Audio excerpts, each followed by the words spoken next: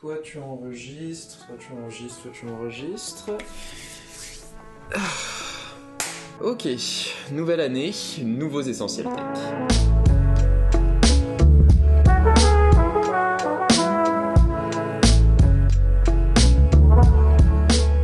J'adore ce moment de l'année où je fais le bilan avec vous sur les objets que j'utilise au quotidien, qui constituent le socle de ma vie numérique.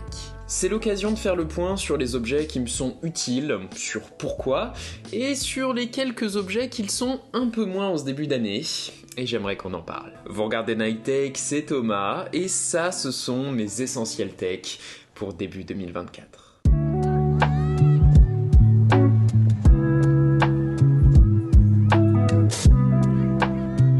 Petit disclaimer avant de commencer cette vidéo essentielle, Everyday Carry, EDC. C'est un EDC de YouTuber Tech. Forcément, c'est fait partie de mon métier d'être entouré d'énormément de technologies, mais je vous recommande absolument pas de vous faire exactement le même que le mien, dans la mesure où être entouré de trop de technologies, c'est rapidement contre-productif. Mais bref, on va commencer sans plus tarder avec les objets qui ne me quittent effectivement jamais, à commencer par un qui est déterminant pour les fans de technologie, le téléphone. Personnellement, j'en ai deux. Le premier, c'est le personnel, qui est toujours sur le même numéro de téléphone et qui contient toutes mes informations et également les informations confidentielles de mon travail de bureau chez WeThings. Et vous l'avez vu venir, c'est l'iPhone 15 Pro Max. Tous les ans, c'est la même chose. L'iPhone, c'est la pierre angulaire de mon écosystème Apple. L'avoir me permet d'utiliser AirDrop et iCloud pour gérer mes photos et mes rushs.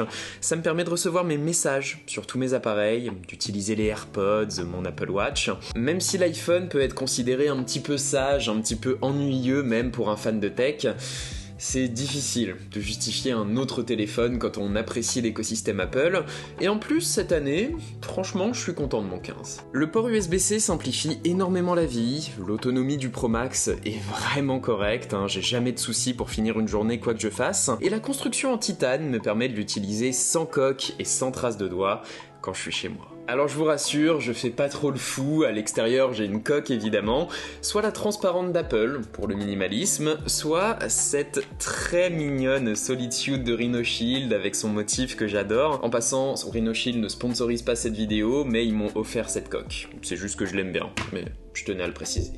Le truc, c'est que l'iPhone et la stabilité d'iOS, j'ai beau l'apprécier énormément, ça manque un peu de fun. Et ça, c'est ce qui me fait apprécier mon petit Pixel 8. C'est mon téléphone professionnel qui contient tous les contacts qui sont liés à Night Tech. Traditionnellement, c'est simplement le téléphone que je teste sur le moment, mais vas-y là, je pense que ça va rester quelques temps ce petit Pixel parce que je suis juste trop amoureux. Il a tout pour lui. La meilleure fluidité que j'ai jamais vue, des tonnes de fonctions pratiques et une interface qui est à la fois clean, chaleureuse et personnalisable grâce à la Pixel Experience, en plus d'une cohérence profonde entre son matériel et son logiciel, qui semble se répondre en termes de code esthétique. Même avec la coque officielle de Google d'ailleurs. Alors c'est plus des modèles en tissu comme par le passé, j'adorais celle des Pixel 3 et 4, mais ce silicone m'a l'air résistant et il est très agréable sous les doigts. C'est mon coup de cœur, ce Pixel 8, et clairement, ce duo de smartphones, c'est celui que je rêvais d'avoir en commençant Night Tech, et je pourrais pas être plus heureux pour débuter 2024. C'est en bonne partie grâce à vous, donc je vous en remercie, vraiment.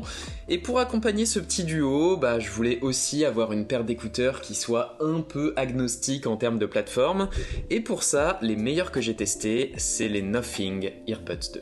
Alors je sais, vous m'avez dit des milliers de fois de tester ce que fait Nothing, et vous aviez raison, parce qu'effectivement, en testant ces écouteurs, ma curiosité a été piquée. Déjà, c'est une marque intéressante par son approche du design. Alors oui, esthétiquement, c'est transparent. C'est quelque chose qu'ils ont repris de Johnny Ive avec son iMac de 1997, qui visait à réinsuffler un peu de chaleur et de fun sur le marché des PC de bureau. Et bien ici, Nothing le fait pour le marché des écouteurs sans fil et du smartphone. Mais surtout, et plus important dans la pratique, ce sont des écouteurs et un boîtier avec une construction sérieuse et clairement haut de gamme. Tout est soigné ici. Depuis le rendu audio très propre jusqu'à l'annulation des bruits satisfaisante, en passant par des bruitages propres à la marque lorsque vous interagissez avec les boutons des écouteurs. Et au-delà de ça, oui, une fois que le premier appairage a été effectué, il suffit d'un tap dans les réglages Bluetooth de mon iPhone ou de mon Pixel pour passer de l'un à l'autre. C'est pas les AirPods, mais c'est plutôt pratique. Dans les indispensables, j'ai également l'appareil qui m'est littéralement scotché dessus, l'Apple Watch, parce que oui, je cours tous les jours, donc le fait d'avoir mon suivi GPS et ma musique avec moi sans avoir besoin de trimballer mon téléphone, c'est indispensable. Et c'est arrivé, je suis revenu à la série 9. Et bah ouais, j'ai beau être très sensible à la proposition de la Ultra, je la trouve trop grosse pour être utilisée comme petite montre compagnon à côté de mon iPhone. Pour moi, cet écran à mon poignet, c'est trop. À côté, ma petite série 9 en 41 mm, c'est un doux souffle de légèreté. Alors certes, c'est recharge quotidienne obligatoire avec, mais je retrouve la même fluidité, le gros des fonctionnalités de la Ultra et surtout un format compact qui est vraiment agréable quand tu veux porter ta montre tous les jours, tout le temps. Mais voilà, son format est juste beaucoup plus naturel pour moi. J'espère vraiment qu'Apple va sortir une Ultra avec un format un petit peu plus adapté aux poignets d'un coureur comme moi, ou simplement qu'ils vont sortir une Apple Watch compacte un petit peu plus autonome. Peut-être avec la 10, tu me diras. Oh, et puis pour aller avec, le bracelet boucle unique tressé, c'est toujours le meilleur combo de confort et de style que j'ai pu trouver.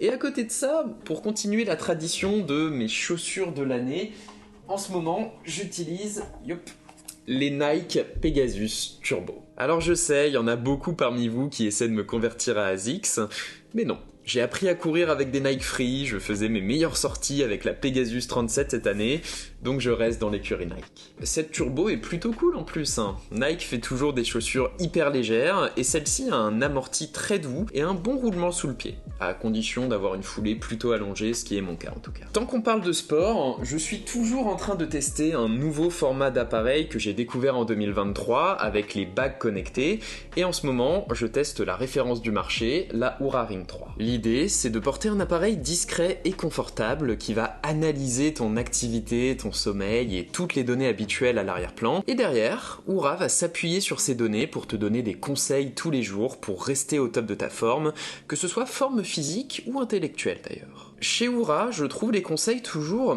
extrêmement pertinents, notamment pour améliorer son sommeil, et c'est vraiment la couche d'intelligence et d'interprétation qui fait vraiment défaut à l'Apple Watch, je trouve. C'est dommage que je doive utiliser deux appareils distincts pour obtenir ce suivi, alors qu'en soi, Apple Watch et Oura Ring suivent les mêmes données. L'Apple Watch en suit même un petit peu plus, mais c'est juste qu'elle n'a aucune surcouche d'interprétation ou de conseil. Et enfin, le dernier objet qui ne me quitte plus et que j'ai découvert en 2023, il est pas sur la table, c'est les lentilles de contact. C'est d'un confort, j'en reviens pas d'avoir porté des lunettes pendant aussi longtemps. Si vous avez jamais essayé, je vous le conseille les gars, ça fait vraiment du bien. Enfin bref, on est bon sur les objets que j'ai toujours avec moi, maintenant on va pouvoir passer au sac à dos.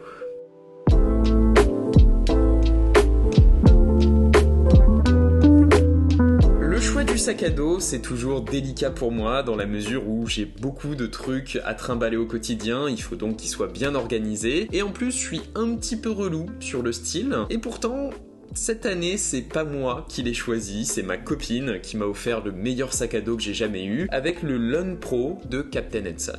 Il s'agit d'un sac à dos ultra minimaliste dans le style, monochrome, et dont la taille s'adapte à son contenant. C'est vraiment génial comme point parce qu'il est aussi pratique pour le quotidien que pour un petit week-end avec toutes vos affaires, et perso, j'adore sa poche avant, avec un filet pour mes câbles, et avec un accès au compartiment principal. Franchement pratique. Et dedans, on retrouve tous les objets que j'ai pas toujours avec moi, mais qui m'accompagnent quasiment tout le temps pour aller au taf, pour aller chez mes parents ou chez ma copine, ce genre de choses.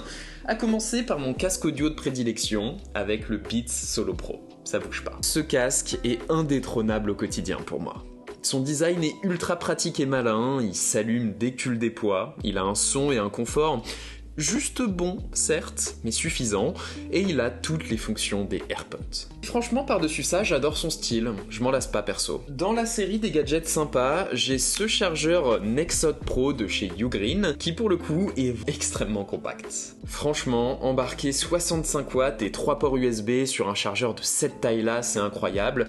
Encore une fois, c'est un objet qu'on m'a offert pour une précédente collaboration commerciale, mais je l'utilise simplement personnellement. Il est vraiment cool. J'ai aussi changé de batterie MagSafe de prédilection d'ailleurs, désormais j'utilise également celle de Ugreen, qui est certes un petit peu plus épaisse que la précédente Anker que j'utilisais, mais qui embarque 10 000 mAh, ce qui lui permet non seulement effectivement de recharger mon iPhone, mais également de pouvoir confortablement charger mon iPad, ou encore mon MacBook. Le Pro de 14 pouces, c'est toujours un énorme kiff. Déjà, oui, la couleur argent est là, c'est absolument magnifique, mais en plus, c'est vraiment la Rolls de la création de contenu. La puce M3 Pro, c'est une fluidité à toute épreuve, combinée à une autonomie solide, et à un silence total à l'usage, chose qui fait qu'en 2023, je réalise que j'ai très peu utilisé mon iPad. Bah ouais, parce que pourquoi je le ferais au final, avec un MacBook si agréable à utiliser à côté. Là-dessus, je pense qu'Apple, il est vraiment temps qu'ils apportent un souffle de nouveauté à l'iPad, que j'apprécie énormément également, je l'espère début 2024.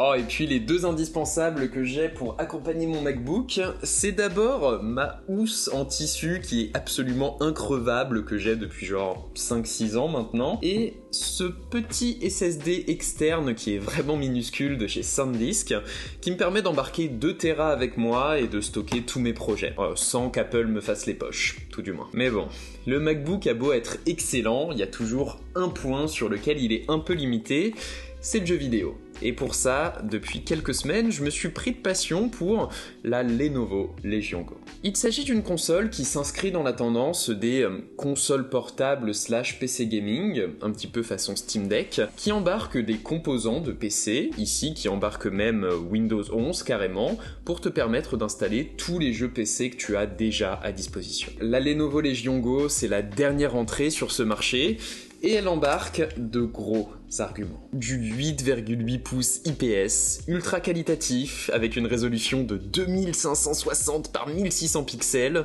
et du 144 images par seconde, c'est fou.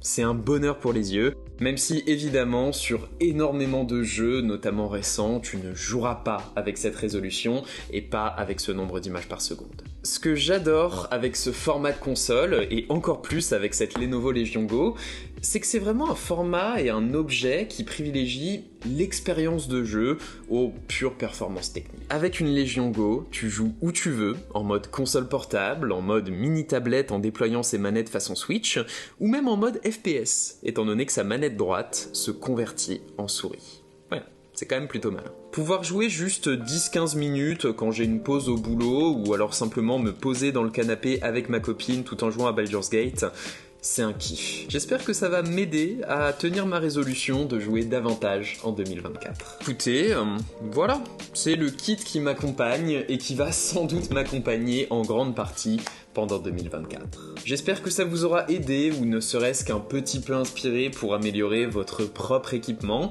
Et n'hésitez pas à partager avec moi vos propres essentiels en commentaire d'ailleurs, histoire que je vois s'il n'y a pas de nouveaux objets que je pourrais tester. Et puis vous savez quoi faire si la vidéo vous a plu. N'hésitez pas à me suivre sur Instagram et Threads évidemment. Et puis moi je vous dis à jeudi prochain tout simplement. Prenez soin de vous. À la prochaine.